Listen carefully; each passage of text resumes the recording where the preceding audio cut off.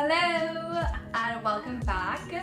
Today we are going to get into some more questions that I get asked as a nutritionist and trainer. And stay tuned if you want to learn some nutrition hacks to stay fit and healthy. And if you also like the vibe and want to stick around, you're very welcome to do so. Okay, so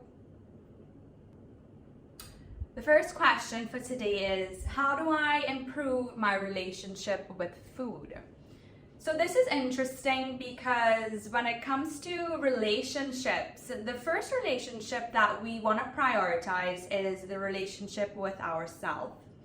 And with that, we are able to then have relationships with external people, things, places, experiences, given that we first and foremost know ourselves.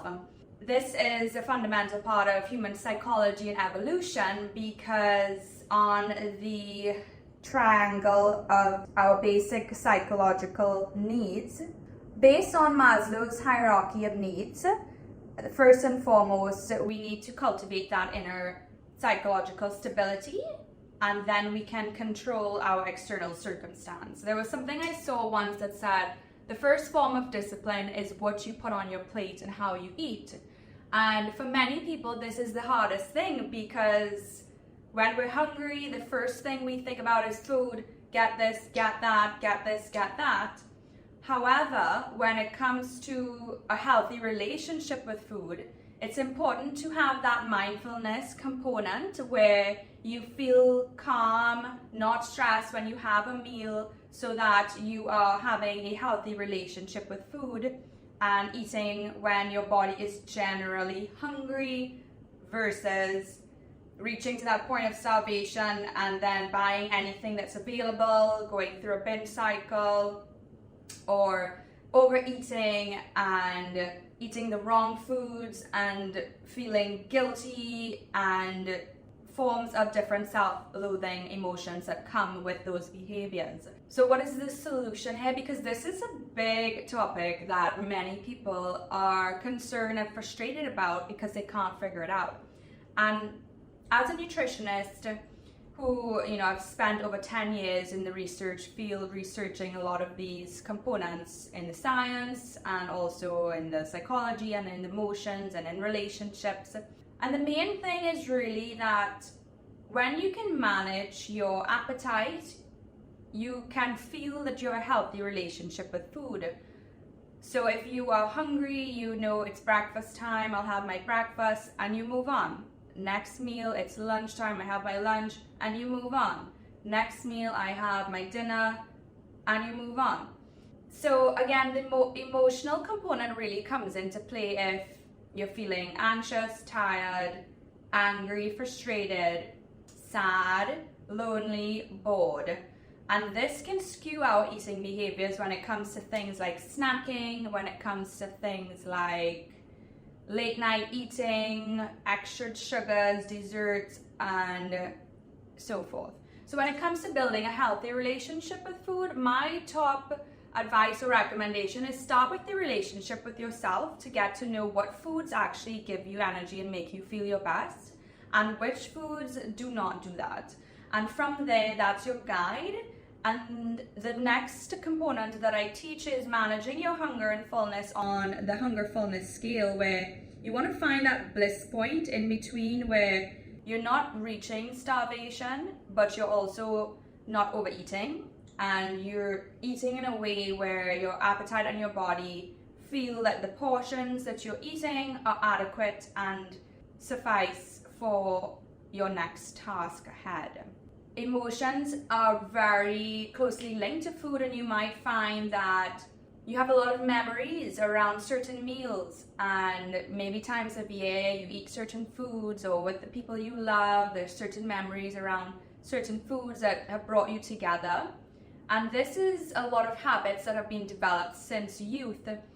If, for example, those habits into your later life stages are not serving you or making you sick, obviously right now one of the biggest reasons for death in the world is cardiovascular disease.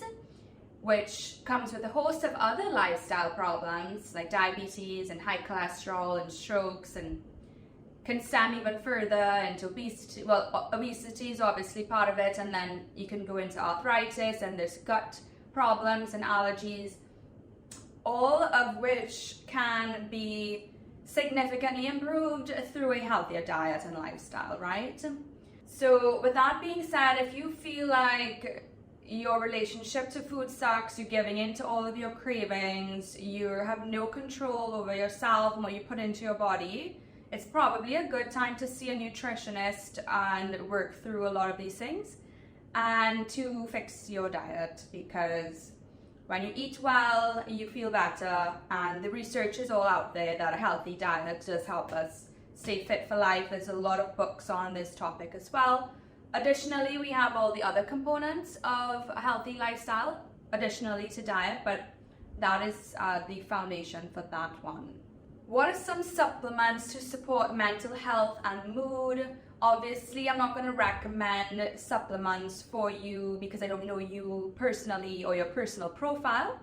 On a general scale, though, there are many supplements being recommended, including omega-3s, B vitamins, magnesium, probiotics, and a multivitamin supplement.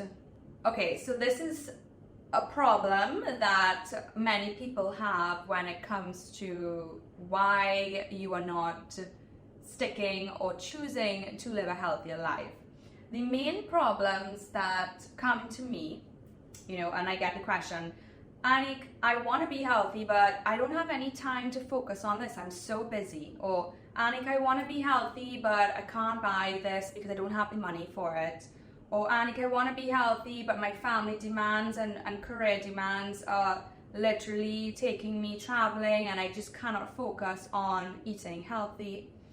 And this balance is hard, right? So how do I have the balance? Let's break this into 4 sections: time, money, family, and career or work. And the first one being time. If you feel like you have no time to invest into yourself, into your healthy lifestyle, that is really the problem, because if you cannot prioritize 15 to 20 minutes to get a healthy menu together, or get some healthy ingredients together, or have a session with a nutritionist a few times a month to get your diet on track, that is definitely a problem with prioritization, and your health is not a priority.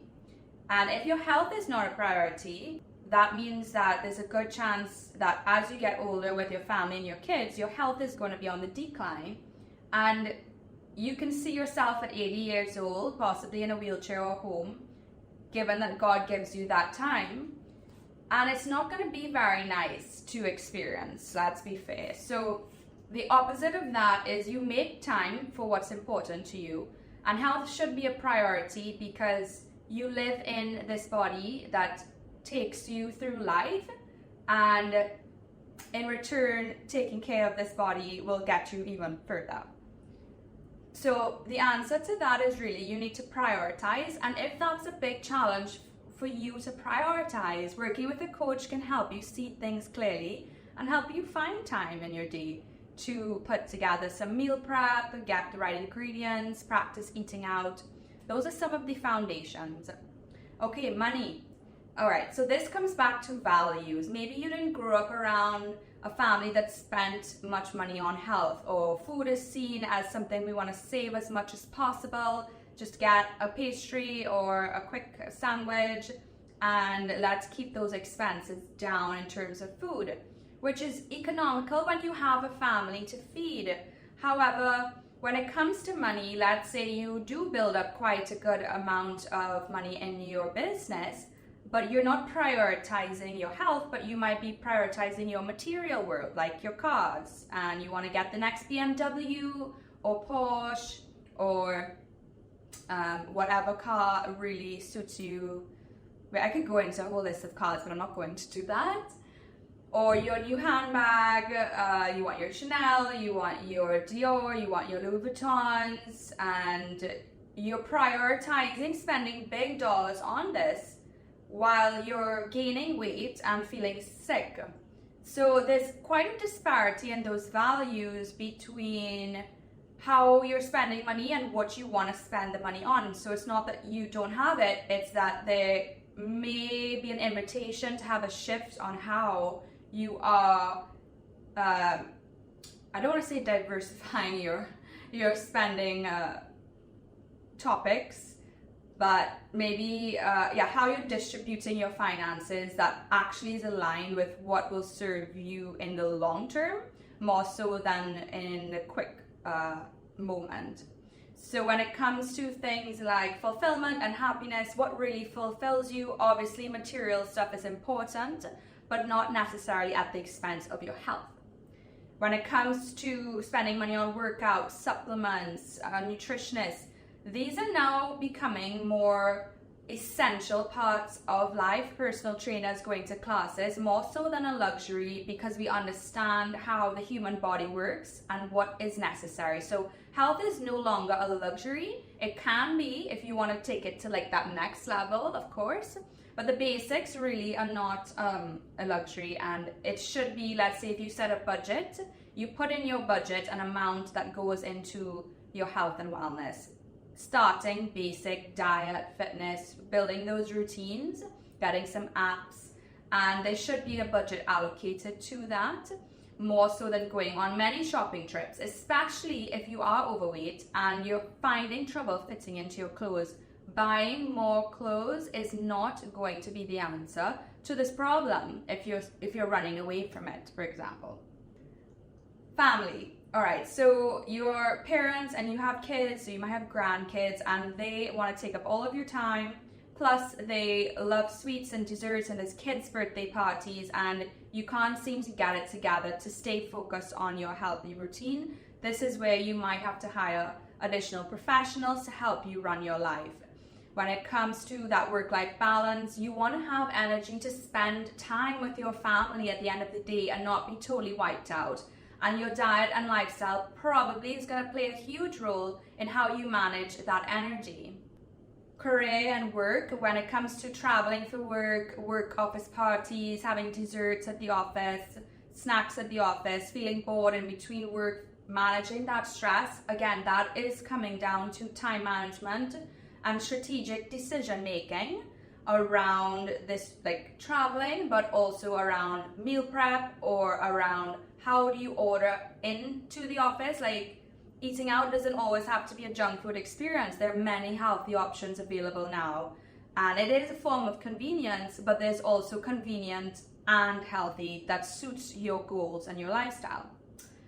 If you're traveling a lot for work and you have a lot of business dinners, there are healthy things on the menus. Maybe you may not be trained with your eye to see them, and you might need that initial guidance to help you to see things. Or maybe you're so accustomed having junk food that you don't want to shift that. In airports especially, you know, there's so many pastries and cakes and a lot of fried foods.